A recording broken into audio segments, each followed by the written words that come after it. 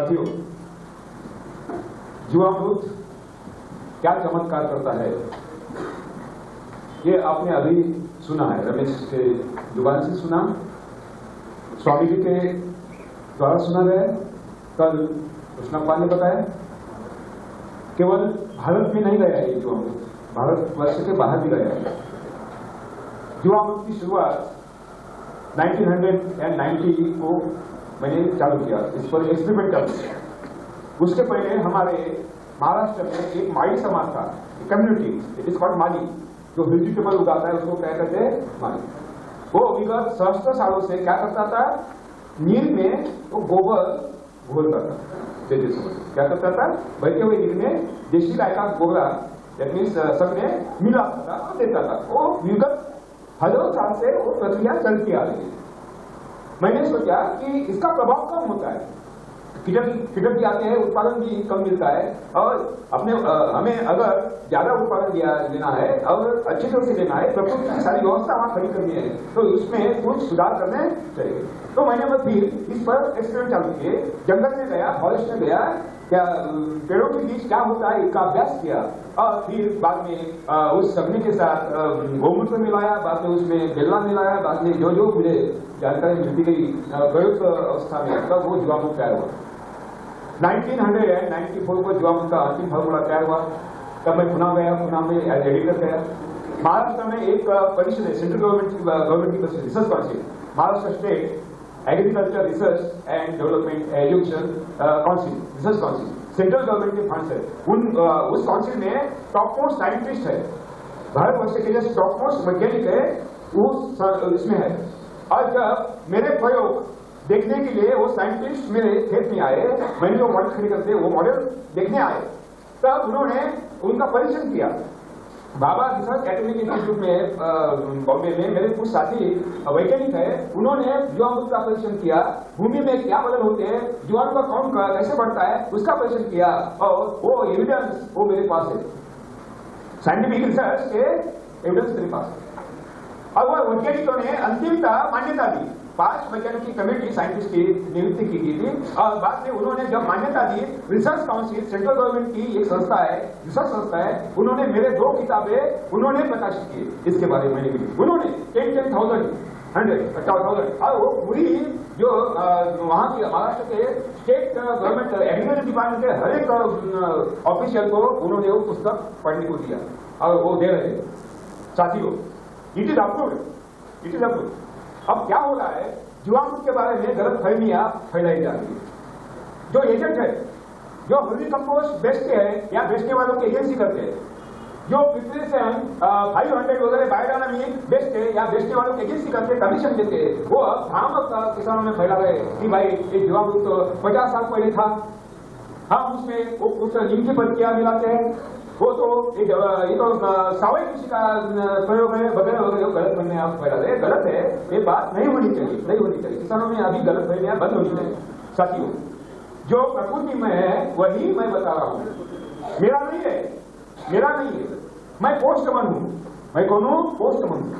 जो चीज जैसे मैं बता रहा हूं, प्रभु ने प्रकृति के द्वारा जो मुझे दिया, मैं आपके तक पहुंचा दूं, मैं पोस्टमैन का काम कर रहा हूं। लेकिन मुझे पगार नहीं मिलता, there is no salary. Maharashtra में मैं कहीं भी जाता हूँ, सेमिनार लेता हूँ, मैं टिकट का खर्चा नहीं लेता, अनवेल लेता हूँ, मैं मानधन लेता हूँ, मेरे टिकट से जाता हूँ, मेरे टिकट जाते हैं। महाराष्ट्र के बाहर जाता हूँ तो मैं मानधन नहीं लेता, अनवेल नहीं लेता, केवल टिकट का खर्चा लेता हूँ, आज वो भी नहीं लेता। मैं उनको बताता हूँ आप टिकट निकाले व्यवस्थित करके, मुझे मत दे। तो मेरा क्या फायदा है इसमें, मेरा कुछ फायदा नहीं।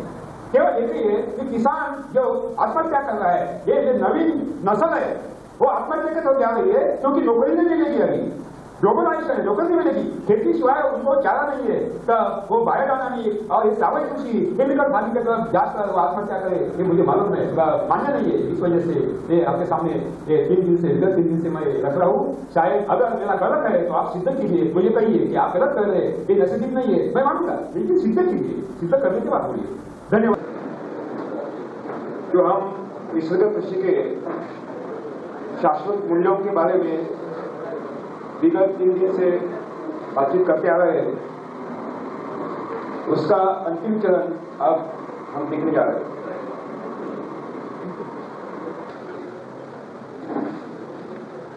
हम दूरदर्शन में वृत्तपत्रों में पढ़ते हैं, देखते हैं, सुनते हैं,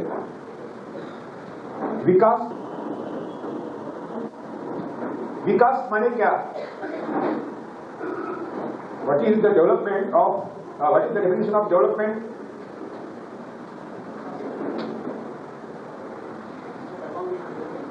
स्वास्थ्य के संबंध में अगर हॉस्पिटल की संख्या ये बढ़ाने जा रहे हैं, यह विकास है? हॉस्पिटल की संख्या घटाना विकास है। जब स्वास्थ्य बढ़ेगा तब संख्या घटेगी। इतना परसेंट ह्यूमन हेल्थ के लिए हमने बजट में प्रावधान किया, गलत देते हैं।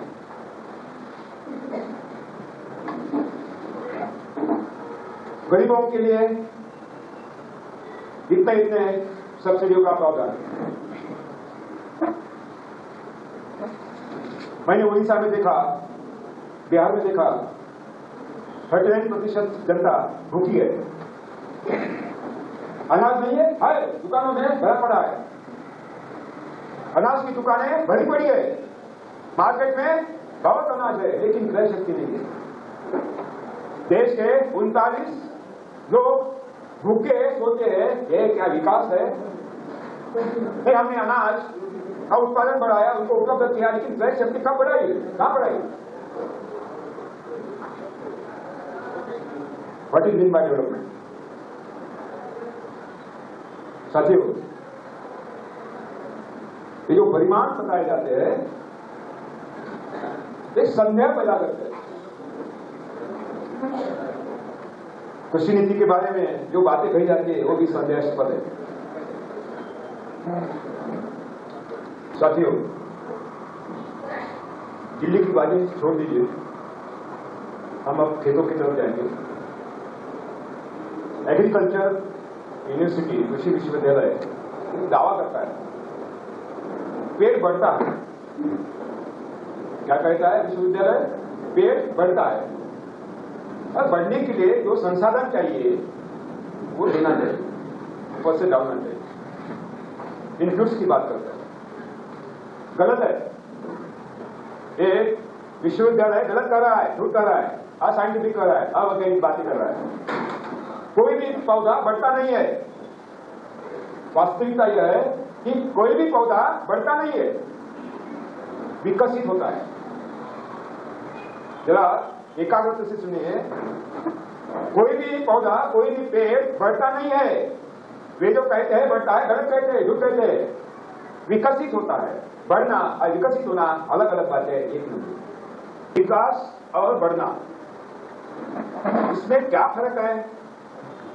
What are the differences between development and vikas? एक आदमी है, 5 फुट ऊंची है, उसकी ऊंचाई कितनी है? 5 फुट, लेकिन गाड़ी कितनी है? 10 फुट।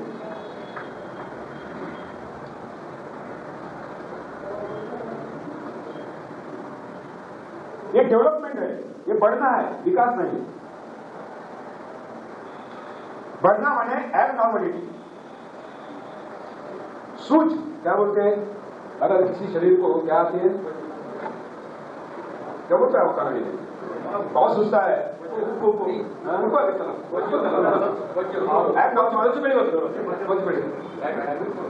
क्योंकि गाड़ी बहुत है, लंबाई कम है, ये विकास नहीं है, ये क्या है? बढ़ना है।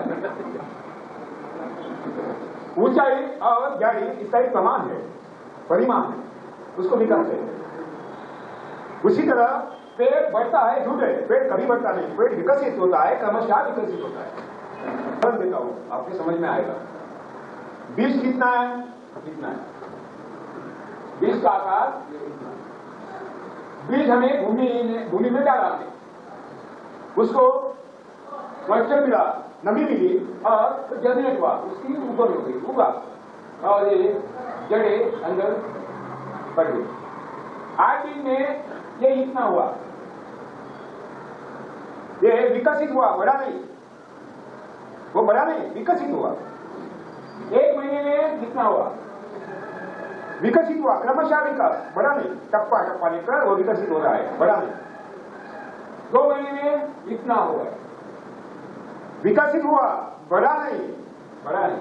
पेड़ कभी बढ़ता नहीं, विकसित होता है, विकसित हुआ। कब तक विकास? फूल लगने तक। किसी भी पौधे का विकास कब तक होता है? उसको फूल लगने तक विकास।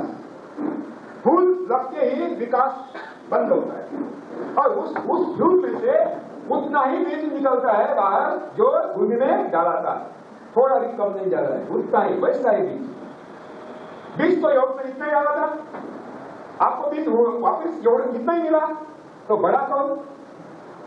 ये शरीर बढ़ा तो बीज नहीं बढ़ा, बीज तो वापिस मिला, ये बड़ा कौन? जरा देखेंगे। बहुत आपको समझ में नहीं आया पूरी तरह, बासुंदी जरा घट है। एक उदाहरण देता हूं, फुगा है, फुगा क्या बोलते हैं? बलून, बलून, छोटा बलून, बलून जो कितना है? इतना है? अब उस बलून में मैंने एक फूंक मारी, बलून में कहते हैं एक फूंक मारी, बलून कितना हुआ? क्रमशः विकसित हुआ, बड़ा नहीं, बलून विकसित हुआ, बड़ा नहीं। दूसरी फूंक मारी,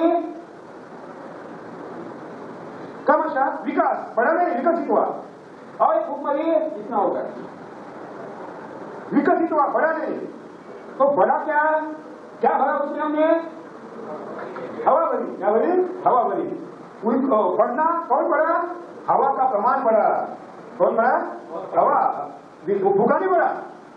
अगर आप बीज लगाते हवा निकलते ही उतना ही फूका मिलता है जितना पहले था, तो क्या बढ़ा? साथियों, पेड़ कभी बढ़ता नहीं, पेड़ कभी बढ़ता नहीं, विकसित होता है। जैसे फूका, हवा का प्रमाण बढ़ा, हवा का प्रमाण बढ़ा, फूगा बढ़ा है, हवा का प्रमाण बढ़ा, फूगा उतना ही है, फूगा केवल विकसित हुआ। उसी तरह इसमें ये विकसित होता है, तो बड़ा कौन? यह देखिए साथियों, ये पौधा पेड़ बड़ा नहीं, विकसित हुआ, तो बड़ा कौन? बड़ा पंचमहाभूता। क्या बड़े? पंचमहाभूता। पृथ्वी, आग, तेज, वायु और आकाश। कौन बड़ा? पंचमहाभूत बड़े। पेड़ बड़ा क्या? पेड़ विकसित हुआ, प्रमाण किसका बड़ा? पंचमहाभूतों का। पृथ्वी, कल देखा हमने, जो 1.5 किलो व्हाइट ऐश मिली तो जलाने के बाद, वो पृथ्वी तत्व कहां से लिया था? पजू ने भूमि में से लिया था, पृथ्वी तत्व ऐश, व्हाइट ऐश 1.5 किलो, 100 किलो में से। आप मैंने पतों ने क्या लिया? नील लिया। कहां से लिया? डबो मेघों से लिया नील। आप माने नील मेघों से। सूर्य शक्ति कहां से ली? सूरज के लिए। और वाटर, वायु में कार्बन डाइऑक्साइड कहां से लिया? एयर से लिया, हवा से लिया। और आकाश 27 नक्षत्र, 27 नक्षत्र एंड विश्व cosmic rays that consume by that live and accumulated in that body, ये कहां से लिया? आकाश तत्व, आकाश से लिया। साथियों, ये पंचमहाभूत भरते गए, भरने वाला कौन था? क्या आप थे? एग्रीकल्चर यूनिवर्सिटी थी? कोई टेक्नोलॉजी? कौन था रखने वाला? पृथ्वी, आग, तेज, वायु और आकाश। ये पंचमहाभूतों से ये शरीर बनता है वनस्पति का, या हो हमारा हो। क्या आप भी कहोगे कि पौधा बढ़ता है? बढ़ता नहीं, विकसित होता है। क्या होता है? विकसित होता है।